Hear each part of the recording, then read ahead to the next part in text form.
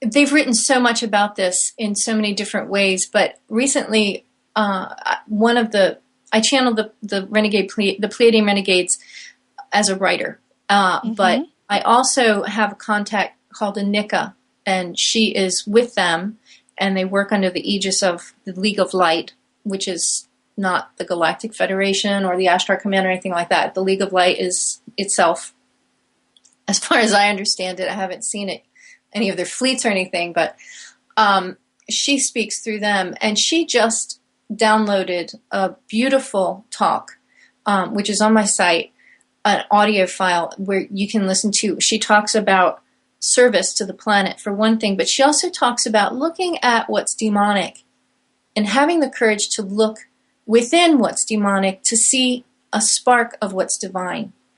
And if we can practice seeing the divine in everything, use our eyes to focus our vision, our real vision, into what truly is divine within anything, all of the stuff falls away. What is demonic becomes something that's broken, that has Mm-hmm. some spark of divinity within it. That's If you can, beautiful. I see that. I see it that way too. I believe that any of these things that we call evil, or is a sickness. It's Mhm. a sickness of the mind. It's like a mental condition. I think it's a And choice to dynamic. forget. A choice to forget the connection with the divine, yeah. Definitely, I can definitely see that. Anika, can you talk more about her? Yeah, she presented herself at some point as my chosen future perfected self. And Mm. I still am not sure exactly what that means, other than to say outside of time, she and I share the same soul stuff. And she is connected with me through DNA resonance.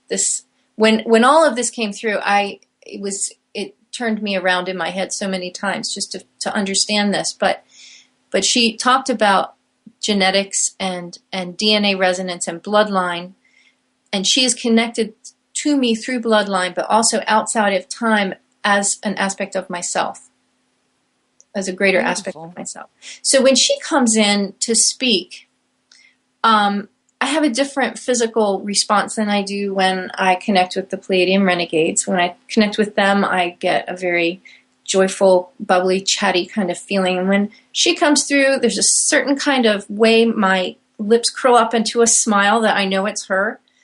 And she talks about some really difficult subjects in a way that I feel is very gentle, and pulls people into maybe having the courage to look at some hard things.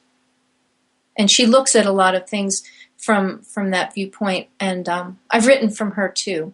There's another blog of her writings that you And can. which site is that you said that newest message just came through that you put through? That's on opalescent9.com. That's OPALESCENT 9, the number 9, NINE.com. And there's a tab of teachings, and if you click on the teachings, you can get the MP3 download. And all this is free. Everything's free on the site. There's all I kinds spend of hours on your information. site. I spend Okay. hours on it. It's so beautiful. Me too. Yeah, On the it's other side. wonderful. And so I recommend everybody go to the site Opalescence 9 and check it out. I'm so excited about this. So aside from Nika, I know that with the Palladians, Mm-hmm. what do you feel we're moving into next? Do we have because I feel as though we're on the verge of something big, and we felt this way for a long time. And you and I talked about this earlier today. We feel like we're on the verge of something, and then it just doesn't happen, or Right. it's so subtle what we were supposed to have seen with the information that we're given that perhaps we're missing just the little parts that are bringing things together. But I do feel as though something big is on the horizon.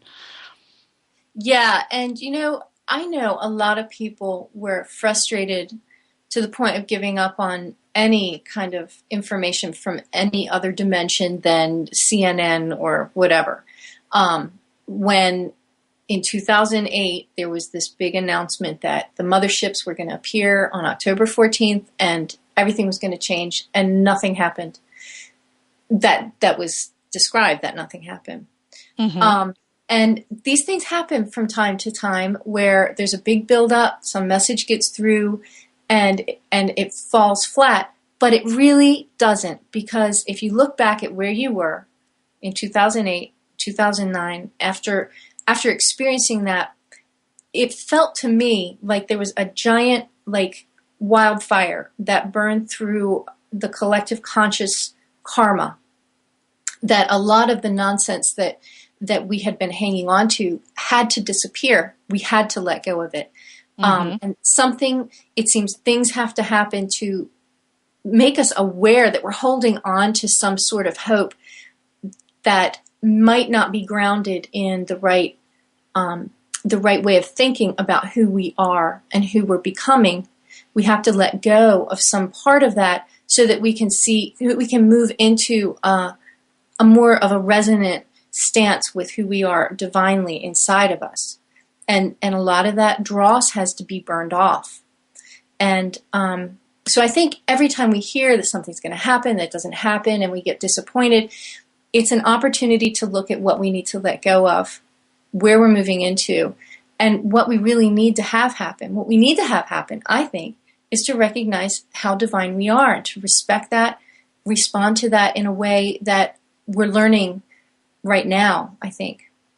Exactly. It's the return of the Christ consciousness and the unity consciousness. This has been dominating my conversations with all these people that, are so fascinated by this work. I was very blessed to have been with a group of family over the weekend, and we were talking about free energy, and we do believe that this is going to happen. It has to happen. I mean, I talk about NESARA, the National Economic Security and Reformation Act, which I do believe is going to go into effect. There's a whole slew of things that need to happen before this happens, and just those are physical things that need to happen. But the spiritual things, it's like we have been. It's like 2008. I was looking at 2012 for 13 years. I knew that there was going to be a breakthrough in 2008, and then you started to see so much more about it. So with the changes that we've been facing and having to give up a lot of our stuff, I mean, everybody that was dealing with getting rid of the garbage, awakening to our true divinity, and seeing how powerful we are, the wars and all this greed and all these forms of control on this planet, it's like it's over. The gig is up, and that's why they're holding on so tightly right now. And it was like the conversations we were having over the weekend about free energy is, you don't give a pack of matches to a child. Right. And it's like we do really need to go through these shifts and these changes in consciousness and find the love and the unity consciousness, so that when these things change, we have free energy available on the planet. If you have free energy available to everybody, these things can be manipulated not for the good but for the bad, despite what we already have that's bad here. So I think that all of this learning is such a part of the process, and that's what you're doing. You're bringing more of this information forward so that we can learn. We can continue to learn, and it comes down to just being more gentle with yourself. I love, that recognizing the Christ in your own reflection you had written. And the Pleiadian Renegades had given that to you. And it's like, do you not find Christ in a statue as real as the one you see in the mirror? And better yet, in the eyes of another human being. And it's when I think that that's what we should be doing, is looking deeply into each other's eyes and really connecting with that Christ within and the divine spark within all of us. And that's where we touch unity consciousness. It hasn't happened yet. I mean, some people can be aware of it, but it hasn't really happened. Not globally, no. No. And the thing about free energy, let's look at it holographically. We have free energy inside each of us. We have a spectrum of emotion that is so energetic, and we can't handle it. We get angry, we get rageful, we get jealous, we get all this range of joy. I mean, we go crazy. We can't handle free energy yet. We have to learn how to kind of manipulate the frequency. We have to, like tune it so that the sine waves aren't going crazy, so that they're resonant, so that we can experience anger without being mastered by it, without being overcome by it. And I think once we get to this point, and we're getting closer and closer, we can always practice on ourselves, but perhaps that's what will lead us to actually having the manifestation of free energy far and wide.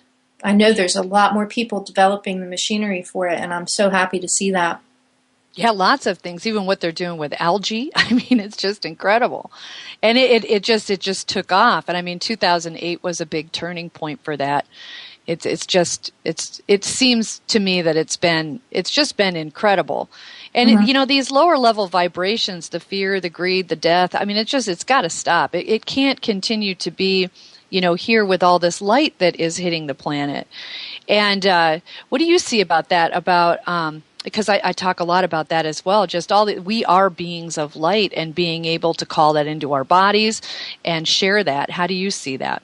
We are, yeah, definitely. But we have to look at what's not so apparent as well. The dark light that we have, like I said, the anger.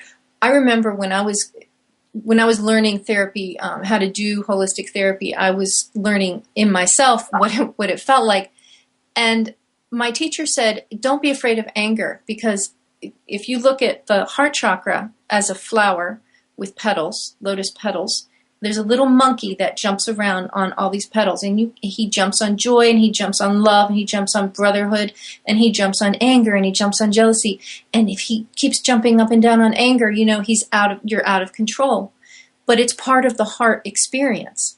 So we have to look at these things and put them in balance as, like the color wheel. There's no bad colors, there's no bad emotions, but we have to see that, we have to shed light on that from ourselves and not be afraid of it. Beautiful. I think, emotions really are. They're the key to everything. And it seems like, we haven't come far enough when it comes to emotions. Especially the way that we treat death.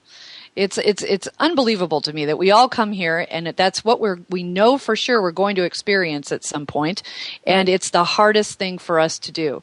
So we're going to take a little break, and when we come back, we'll continue talking about emotions and see where else we go. Okay. Thank you so much. We'll be right back.